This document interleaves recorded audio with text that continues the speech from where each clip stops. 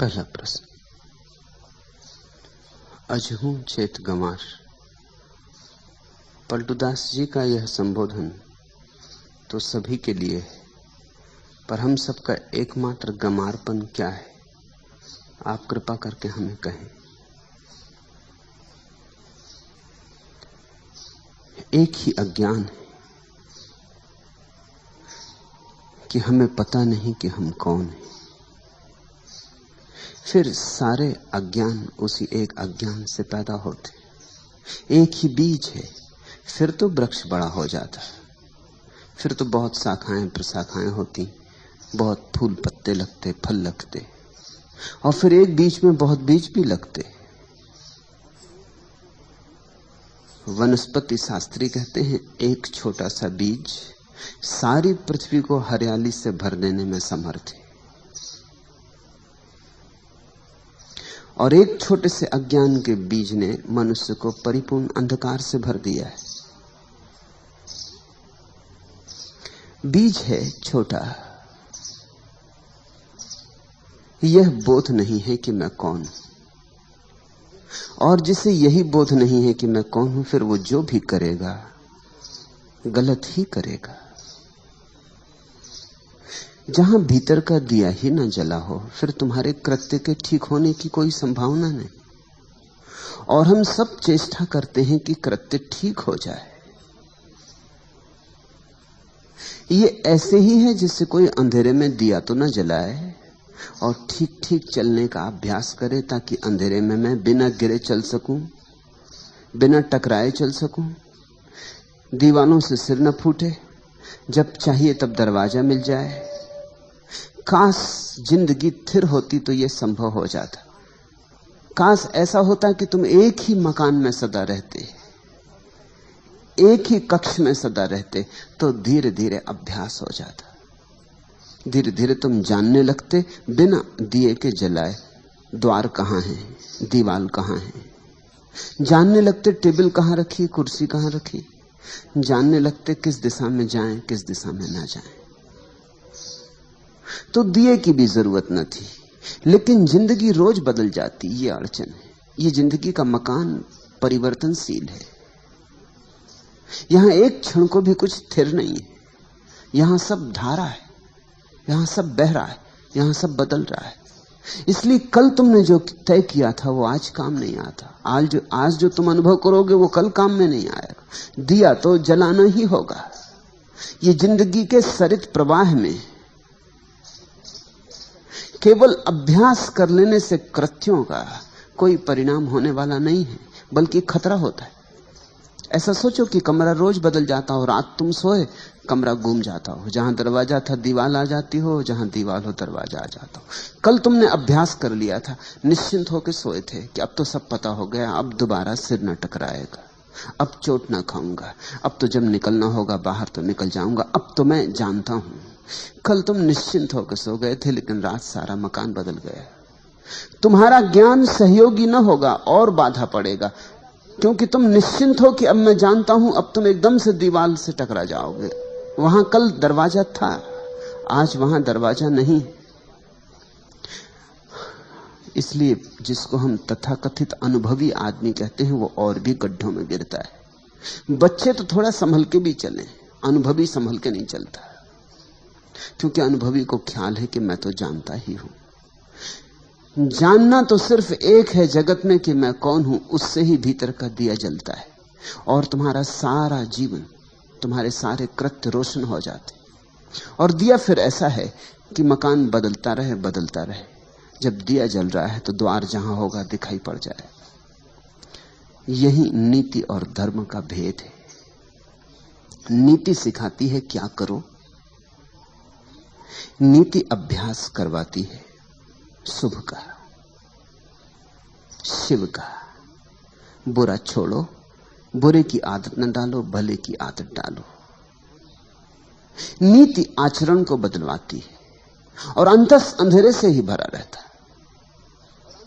तो आचरण तो अच्छा भी हो जाता है तो भी क्या परिणाम होता है। बुरे आदमी उन्हीं गड्ढों में तड़फ रहे हैं जिनमें भले आदमी तरफ रहे हैं। कोई फर्क नहीं। जब मैं ये कहता हूं तुम थोड़े चौंकोगे, तुम कहोगे बुरे आदमी कारागृह में बंद हैं और भले आदमी अपने महलों में बैठे हैं, फर्क क्यों नहीं? ऊपर से जरूर फर्क है, उनके गड्ढे ऊपर से अलग दिखाई पड़ते हैं, लेकिन अगर गहरे में देखोगे तो अहंकार का एक ही गड्ढा है। उसमें कारागृह में बंद आदमी भी तड़फ रहा है, उसी में मंदिर में बैठा हुआ पूजा करने वाला आदमी भी तड़फ रहा है। गड्ढा एक है, अहंकार का गड्ढा है, गड्ढा एक है, क्योंकि अंधेरा एक है। न तो बुरा आदमी जागा है, जाग जाता तो बुरा क्यों होता। और ये वचन भी मुझे तुमसे कहने दो कि न भला आदमी जागा है, अगर जाग जाता तो भला क्यों होता। तुम थोड़े चौंकोगे, क्योंकि जागा हुआ आदमी न बुरा होता न भला होता। जागा हुआ आदमी तो बस जागा होता है। जागरण भलाई के उतने ही ऊपर है जितने बुराई के। जागा हुआ आदमी न तो दुर्जन होता न सज्जन होता। जागा हुआ आदमी बुद्ध होता, प्रबुद्ध होता। बुद्ध से किसी ने पूछा है आप कौन हैं, देखकर उनके अप्रतिम सौंदर्य को लगता है जैसे कोई देव पुरुष उतर आया है इंद्रासन से पृथ्वी पर। तो पूछा है पूछने वाले ने, आप कौन हैं, क्या आप देवता हैं? इस वन स्थली में, इस एकांत निर्जन में, इस बट वृक्ष के नीचे बैठे, क्या आप स्वर्ग से उतरे कोई देवता हैं? आपके सौंदर्य को देखकर ऐसा लगता है इस पृथ्वी के नहीं, पार्थिव नहीं है ये सौंदर्य, आप देवता हैं। बुद्ध ने आंख खोली और कहा नहीं, मैं देवता नहीं। उस आदमी ने पूछा तो फिर आप किन्नर हैं? देवताओं की थोड़ी नीची कोठी, जो दरबार में देवताओं के संगीतज्ञ हैं, आप वे हैं? बुद्ध ने कहा नहीं, वह भी नहीं। तो पूछा उस आदमी ने, आप चक्रवर्ती सम्राट हैं, इस पृथ्वी के सबसे बड़े राजा हैं? बुद्ध ने कहा नहीं, वह भी नहीं। तो आप कौन हैं? मनुष्य तो होंगे कम से कम, उस आदमी ने पूछा। और बुद्ध ने कहा कि नहीं, मनुष्य भी नहीं।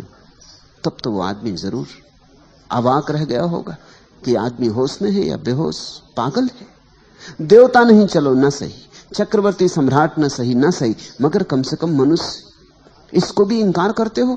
तो उस आदमी ने पूछा फिर आप कौन हैं? बुद्ध ने कहा मैं बुद्ध, मैं जागा हुआ। और जागा हुआ सिर्फ जागा हुआ होता है, उसकी और कोई सीमा नहीं होती, उसकी और कोई परिभाषा नहीं होती। भीतर का दिया जल जाता है तो तुम रोशन हो जाते, तुम जागे हुए हो जाते। जागे हुए से बुराई तो होती ही नहीं, हो ही नहीं सकती। और जागे हुए को ऐसा बोध कैसे हो कि मुझसे भलाई होती? जिससे बुराई होनी बंद हो गई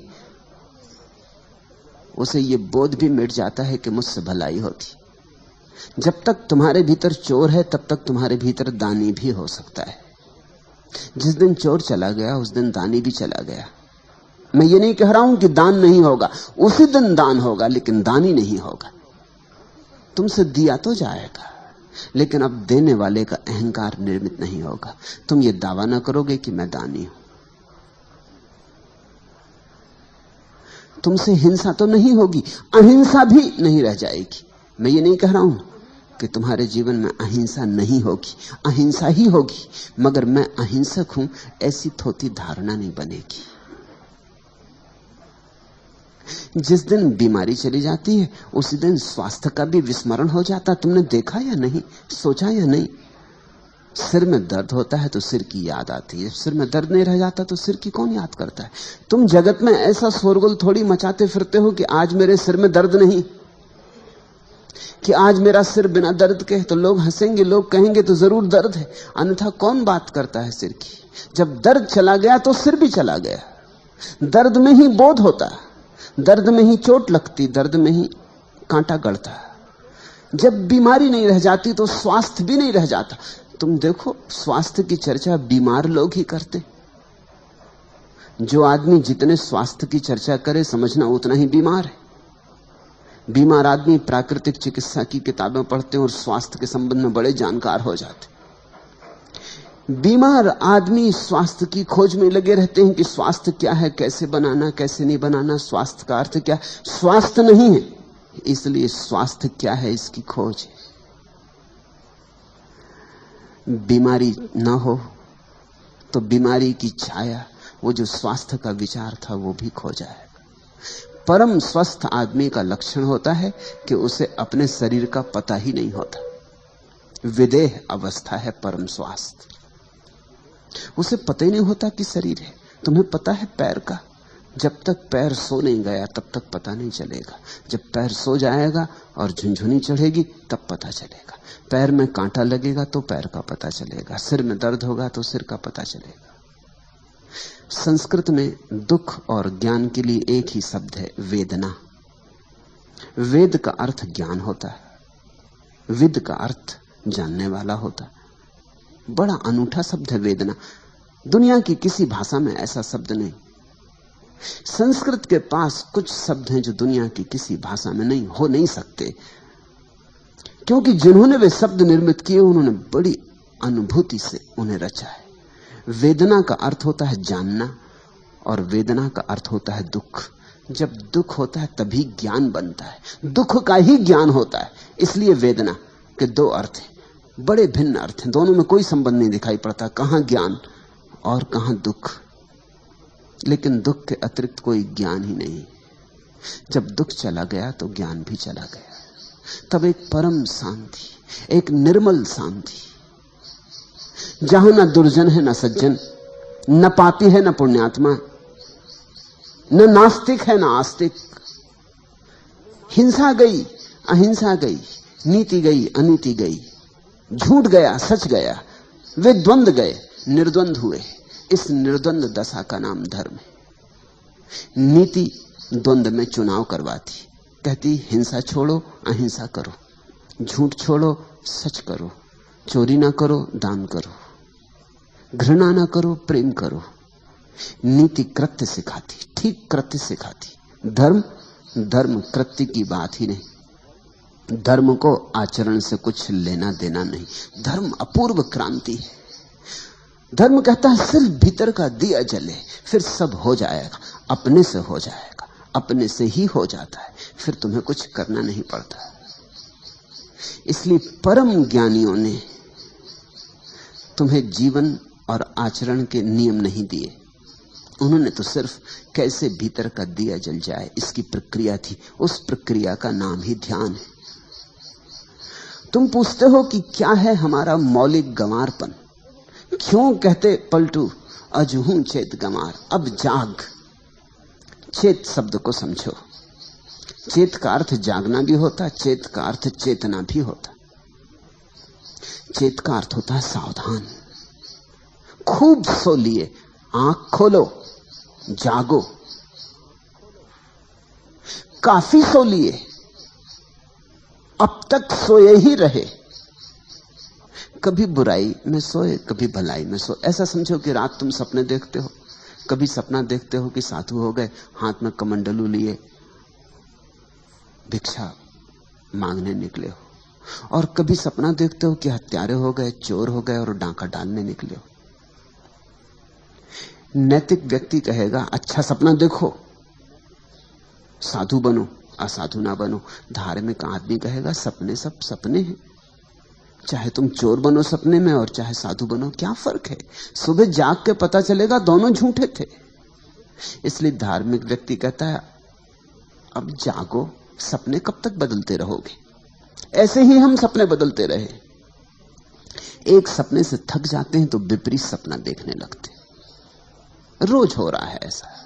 जब तक मन की इस अवस्था को तुम ठीक से ख्याल में न लोगे, जागोगे नहीं। एक आदमी बहुत भोजन करता है तो ऊब जाता है, फिर भोजन से कष्ट होने लगता है, सुख तो मिलता नहीं, बहुत करने से कष्ट होने लगता है। जब कष्ट होने लगता है तो उपवास की सोचने लगता है।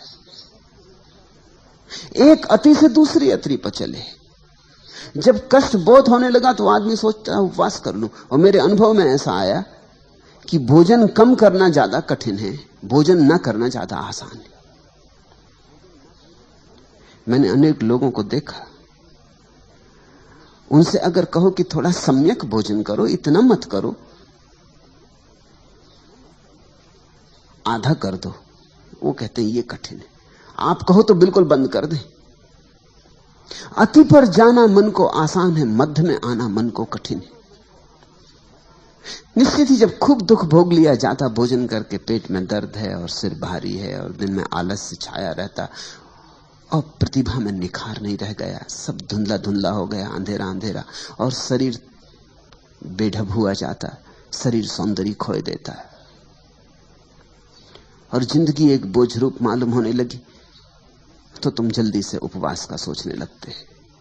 चले उर्ली कांचन, उपवास कर ले, और तुम्हें उपवास करवाने वाले मिल जाते। मगर तुम्हारे जीवन की दशा को कोई नहीं समझता कि अड़चन कहां है। तुम उपवास कर लोगे कितने दिन? कोई जीवन भर उपवास कर सकता है? 10-5 दिन उपवास करके घर आओगे, फिर अति पर पहुंच जाओगे, क्योंकि 10-5 दिन जब उपवास किया तो भोजन ही भोजन का सोचोगे, और करोगे क्या? उपवासी आदमी भोजन ही भोजन की सोचता है, और कुछ सोचता ही नहीं। उसके चित्त में एक ही धारा बहती, भोजन भोजन। वो बड़ी योजनाएं बनाता है। देखते ना, जैनों के पर्यूषण के बाद सोहन इधर बैठी, उससे पूछना, वो अठई करती रही 8 दिन क्या सोचती रही?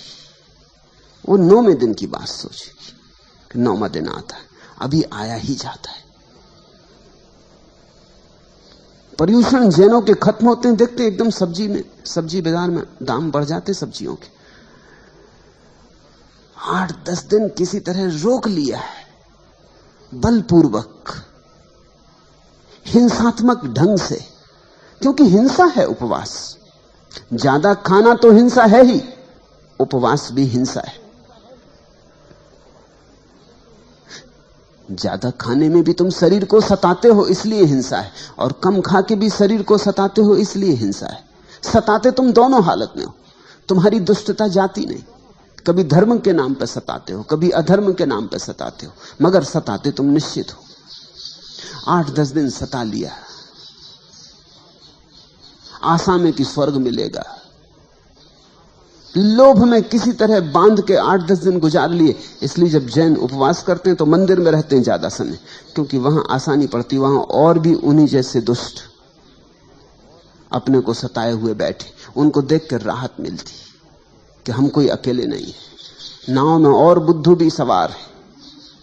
अकेले होने में आदमी को शंका होने लगती, संदेह होने लगता है कि पता नहीं मैं ये क्या कर रहा हूं।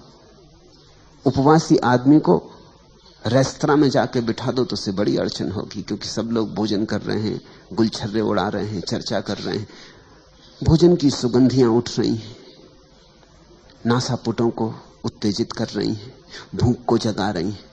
उपवासी आदमी रेस्तरां में जाके नहीं बैठता, मंदिर जाता है। वहां भोजन से दुनिया बिल्कुल दूर है, वहां ना भोजन की गंध उठती, ना कोई भोजन करता, ना कोई भोजन लाता, और जितने बैठे हैं वो भी ऐसे उदास मुर्दा, वो भी ऐसी अपने को सताए हुए।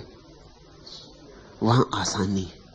फिर वहां धर्म चर्चा चल रही है। धर्म चर्चा का कुल अर्थ इतना होता है कि यहां तुम जो कर रहे हो इसका बड़ा फल तुम्हें स्वर्ग में मिलेगा, मोक्ष मिलेगा, परम धाम मिलेगा, वहां परम ऐश्वर्य, सुख ही सुख, कल्प वृक्ष। तो बैठा उपवासी आदमी सोचता है कि थोड़े दिन की बात और है, फिर तो कल्प वृक्ष के नीचे बैठेंगे और जो भी चाहिए वो प्राप्त कर लेंगे, जैसा चाहिए तब चाहिए उसी क्षण मिलेगा। ऐसे किसी दिन 10-5 दिन धर्म चर्चा सुन के लोभ का विस्तार करके गुजार दिए, फिर इसके बाद तुम एकदम भोजन पे टूटते हो। वो जो 10 दिन का है उसका बदला लोगे ना, उसका बदला कहां जाएगा? वो तो लेना ही पड़ेगा। अब मन 10 दिन भूखा रह रह के उब गया, अब मन कहता है ठीक से खा लो, अब तो ठीक से खा लो, अब 2-4 दिन तो बिल्कुल स्वतंत्रता दे दो। तो जितना उपवास में वजन गिरता है उसके 5-7 दिन के भीतर उतना वजन वापस बढ़ जाता है, थोड़ा ज्यादा ही बढ़ जाएगा, क्योंकि उपवास भूख को भी जगा देता है और शरीर को राजी कर देता है ज्यादा पचाने के लिए। तो शरीर झपट्टा मार देता है, जल्दी पचाने लगता है, जल्दी खाने लगता है, पाचक रस जल्दी छूटते हैं, ज्यादा छूटते हैं। तो तुम देखोगे उपवास में वजन गिर जाएगा, 2-4 दिन में वजन फिर उतना ही हो जाएगा, थोड़ा ज्यादा भला हो जाए, कम तो नहीं होने वाला। फिर तुम सोचने लगोगे कुछ महीनों के बाद उपवास कर लें। ऐसा मनुष्य का द्वंद्व है। स्त्रियों के पीछे भागते भागते परेशान हो गए, एक दिन तय करते हुए स्त्रियों को छोड़कर जंगल भाग जाएं। ये स्त्री नरक का द्वार है। या पुरुषों के पीछे बहुत ज्यादा सिर फोड़ा फाड़ी हो गई है, सब देख लिया संसार, कुछ रस नहीं पाया, अब सोचते हैं कि अब छोड़ छाड़ दें, इस सब से हट जाएं। मगर अति से दूसरी अति, तो नीति तुम्हें एक अति से दूसरी अति पर ले जाती, क्रांति नहीं हो पाती। अति से मुक्ति में क्रांति है, मध्य में खड़े हो जाने में क्रांति है, संतुलन में क्रांति है, सम्यक्त्व क्रांति है। सम्यक्त्व शब्द को समझो, उसका मतलब है समतुल, ठीक बीच में आ गए। जैसे तराजू के दोनों पल्ले बराबर हो जाते हैं और कांटा बीच में आ जाता है, न इधर झुके न उधर झुके, न संसार में झुके और न मोक्ष में झुके, मध्य में खड़े हो गए। वही तो पलटू ने कल कहा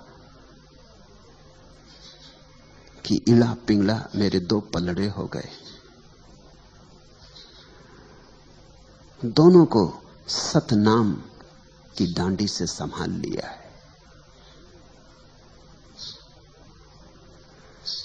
जैसे जैसे तुम्हारे भीतर बोध बढ़े, वैसे वैसे तुम्हारे भीतर संतुलन आता है, तुम्हारे भीतर द्वंद्व कम हो जाते। ये निर्द्वंद दशा का नाम ही अद्वैत है। एक ही भूल है कि तुम्हारा दिया जला हुआ नहीं। आचरण को सुधारने में बहुत चिंता मत लगाओ, और ध्यान रखना, मैं ये नहीं कह रहा हूं कि आचरण को बिगाड़ने में चिंता लगाओ। जब मैं सुधारने तक को दो कौड़ी का मानता हूं तो बिगाड़ने को कैसे मूल्य दे सकूंगा। मैं कहता हूं आचरण से दृष्टि को बदलो, गेर बदलो, अंतर्मुखी बनो। भीतर अंधेरा है, इसको कैसे रोशन करें, यहां कैसे प्रकाश प्रकट है, कैसे उजाला हो। ध्यान से उजाला होता है। ध्यान है ज्योति जलाने की प्रक्रिया, और मजा ऐसा है कि सब साधन मौजूद है। तुम्हारे घर में दिया है, तेल भरा, बाती लगा, माचिस भी रखी। जरा माचिस को रगड़ना है, जरा माचिस को रगड़ना है कि ज्योति पैदा हो जाएगी। फिर माचिस से ज्योति को बाती से छुआ देना है कि दिया जल उठेगा। तुम सब लेकर आए हो, तुम्हारे अंतरतम में सब मौजूद है। जो होना चाहिए वो सब मौजूद है, जो जो जरूरी है सब मौजूद है। थोड़ा संयोजन करना है, थोड़ा सा संयोजन। तुम्हारे भीतर साक्षी भाव की संभावना छिपी पड़ी है। जरा चेष्टा, जरा अपने को झकझोरना है। उसी झकझोरने को पलटू कहते हैं। अजहू चेत कमार, अब तो जाग, अब तो जाग। खूब सो लिया, कितना सो लिया। सोते सोते जन्म जन्म बीते, सदियां बीती, अनंत काल बीत गया। अब आंख खोल, बहुत सपने देखे, अब सत्य को देख, स्वयं को देख। दूसरा प्रश्न, संत पलटूदास कहते हैं कि भागवत धन की लूट हो रही है और जो चाहे सो ले। यदि ऐसी बात है तो क्यों इस बात का धनी करोड़ों में एक आध हो पाता है? धन की लूट तो हो रही, लेकिन तुम्हें धन दिखे तब ना। नदी बही जा रही, लेकिन तुम्हें प्यास लगे तब ना, तो तुम पियो। प्यासे को नदी दिखाई पड़ती, और प्यासे को नदी हजारों मील दूर भी बह रही हो तो भी वो यात्रा करके नदी तक पहुंच जाता है। और गैर प्यासे के सामने, घर के सामने से बहती हो गंगा, तो भी दिखाई नहीं पड़ती। ख्याल रखना, तुम्हें वही दिखाई पड़ता है जिसकी तुम खोज कर रहे हो। जिसे तुम देखने निकले हो वही दिखाई पड़ता है। कहते हैं चमार जब रास्ते पर चलते लोगों को देखता है तो उसे सिर्फ लोगों के जूते दिखाई पड़ते, सिर्फ जूते दिखाई पड़ते हैं। जूते ही खोजने चला है। जूतों से हिसाब लगाता रहता है। जूता देख के पहचान लेता है चमार, करीब करीब तुम्हारे जूते से तुम्हारी पूरी आत्मकथा पहचान लेता। जूते की खस्ता हालत बता देती है कि शायद हार गए चुनाव में इस बार। जूते पे चमक, दर्पण जैसी चमक दिखा देती कि मालूम होता जीत गए।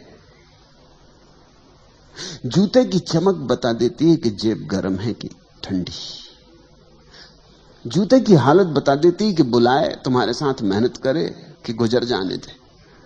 जूते की हालत बता देती है कि भैया गुजर ही जाओ तो अच्छा, कहीं और ही चले जाओ तो अच्छा, यहां ना लौटाना, नहीं तो उधारी करोगे। चम्हार जूते को देखता है। चम्हार जूता देखने को ही बैठा है, उसकी नजर वहां लगी। दर्जी तुम्हारे कपड़े देखता है, दर्जी तुम्हें नहीं देखता, तुम्हारे कपड़े ही दिखाई पड़ते। तुम जो खोजने निकले हो वही तुम्हें दिखाई पड़ता है। इस सत्य को खूब गहराई में पकड़ो। वही रास्ता, वही सड़क, वही बाजार, तुम अलग अलग बार निकले हो और तुम्हें अलग अलग दुकानें वहां दिखाई पड़ी। तुमने कभी सोचा? जीवन के छोटे छोटे तथ्यों पर विचार करो और वहां से बड़े तथ्यों की पकड़ आएगी।